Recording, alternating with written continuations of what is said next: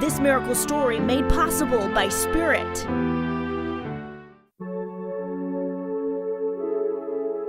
I'm Zoe Dybel, and I'm 18 years old.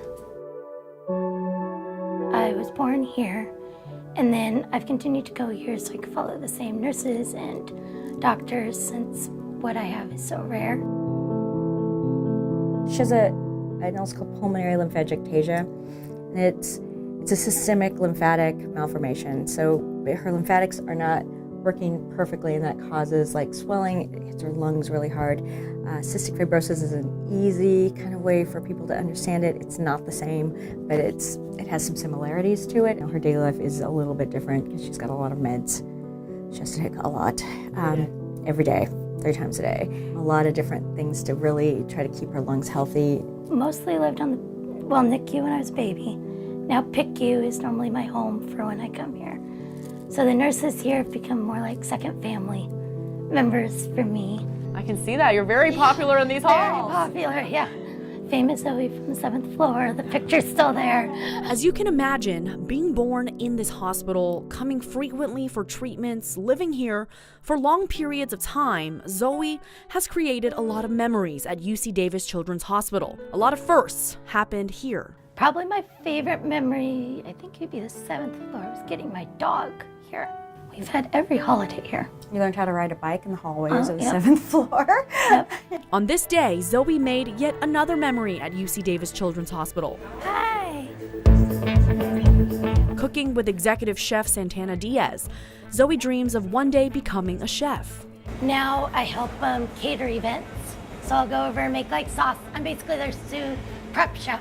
Wow. I do the peeling and the dicing and Well, that's great. yeah. Kind of need me one of those. Yeah, my parents don't cook that much, but my aunt did, and my grandpa always cooked. So I grew up with it and liked it. I liked watching Food Network in between Nickelodeon shows. That's what, on the DVR, we would have Rachel Ray and SpongeBob. That was pretty much, I would go back and forth between the two. And I was homeschooled till 6th grade, so there wasn't much else I did outside of school. And since I didn't have other kids, with me, so that was definitely cooking was an escape and something to do when I was bored. And yeah, it's normally my safe spot. I normally cook most days during the week if I'm not sick. If you couldn't already tell, Zoe has a beautiful spirit, strong and resilient. Ask her where she gets it from, and she'll tell you. I think it comes mostly from my mom. But ask her mom, Christine, and she'll say those are all qualities she's gotten from Zoe. One of the greatest gifts that happens when you've got a child who is not healthy all the time, that is a little more fragile, is you make these connections with people. You have these opportunities.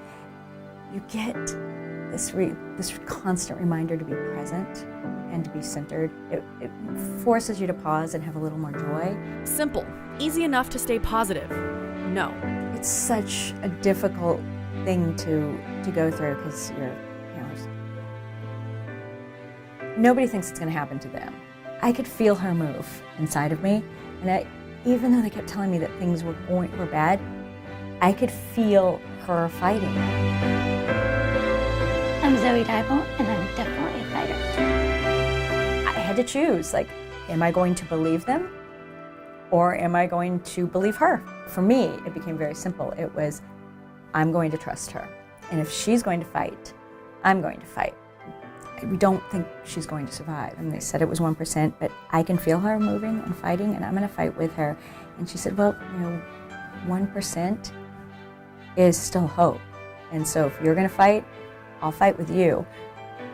We'll do this together. Next week, that little baby with only a 1% chance of surviving will turn 18 years old. Next spring, thanks to Make-A-Wish, she'll go to Italy for a month and take cooking classes. Lots of memories to be made for Zoe, but she'll never forget those memories all started here. We have some phenomenal nurses.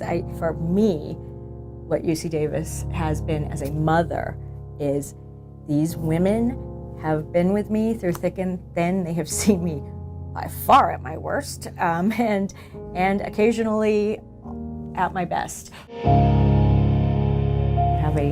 You have this unique story, You have this unique perspective that you can share with other people. And it gives people hope.